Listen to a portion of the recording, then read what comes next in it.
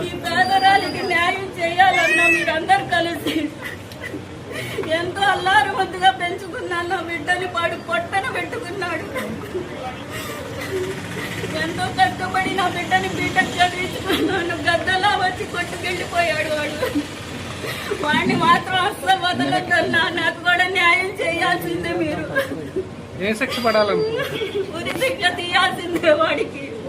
ఘటన అంటే ఆ యొక్క సన్నివేశం చూస్తే ఇటీవల కాలంలో ఎక్కడ కూడా జరిగినటువంటి దాఖలాలు లేవు.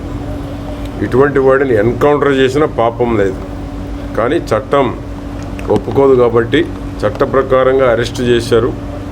చట్ట ప్రకారంగా మళ్ళీ కస్టడీ తీసుకొని వీడు ఒక్కడే ఉన్నాడా బాలసైదులు అనేవాడు, వాడి వెనక ఇంకెవరిని ఉన్నారా, ఆ అమ్మాయిది 8 చివర్లు బంగారం కూడా అడదు ఉందని వాడి తల్లి చెప్తా ఉన్నారు.